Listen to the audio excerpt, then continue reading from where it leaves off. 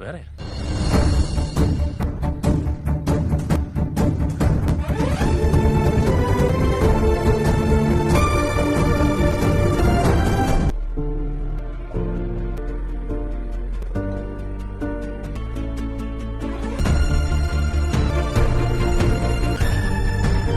കുടം ഇടത്തേത്തോളം വെച്ചിട്ട് തലപാതിക്ക് വന്നു.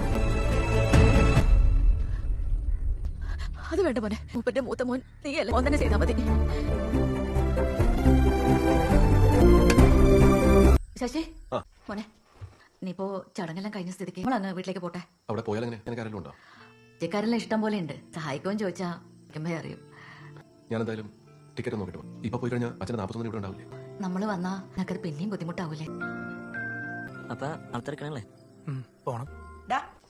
എല്ലാം ആയിരിക്കാം, ഒന്ന് കഴിക്കാൻ നോക്ക്.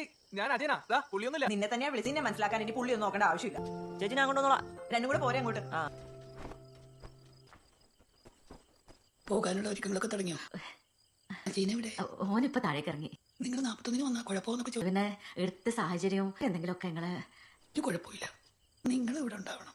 അതിനു മുന്നേ നമുക്ക് ചില കാര്യങ്ങളൊക്കെ തീരുമാനത്തിൽ ഇവിടെ എല്ലാവർക്കും പല പല ബുദ്ധിമുട്ടുകളും നിങ്ങൾക്കും ഉണ്ട്. അപ്പോ അവർക്കൊക്കെ ആവശ്യപ്പെടാൻ നമുക്കും കൂട്ടാലോ. നമുക്കോ? മൂപ്പന്റെ കണ്ണാടേന്ന് കൂടെ ഉണ്ടാവണമെന്ന് ശശി വന്ന് പറഞ്ഞപ്പോ നമ്മൾ ഇറങ്ങി പുറപ്പെട്ടു വന്നാ. പിന്നീട് എന്തെല്ലോ സംഭവിച്ചു. ഇപ്പൊ ഇതാ മൂപ്പരും പോയി. ആള് ഞാനും മോനും നാട്ടിലേക്ക് പോകും. അതിനപ്പുറത്തേക്ക് ഒരു അവകാശം എടുക്കാനോ കൊടുക്കാനോ ഞാനല്ല. ഇതൊരു അവതാരിയായിട്ട് കരുതല്ലേ? നിങ്ങൾക്ക് അവകാശപ്പെട്ട തന്നെയാ. എന്ത് അവകാശം? സരസി, നമുക്ക് ഇപ്പോ ഞാൻ പറയുന്ന ഒന്നും മനസ്സിലാവുന്നേ. നിങ്ങളെല്ലാരും മുൻതൂക്കം കൊടുക്കുന്നത് ഈനല്ലേ? എന്നാ ഞാൻ അങ്ങനെയല്ല. സത്യമായിട്ട് ഞാനിപ്പോ ഈ പറഞ്ഞ കല്ലാസിനെ പേടിച്ചിട്ടല്ല.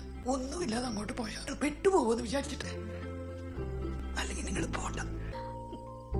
നാളത്തേക്ക് ടിക്കറ്റ് ഉണ്ടായിരുന്നു. ഇനിയിപ്പോ അത് ബുക്ക് ചെയ്യണ്ടല്ലോ.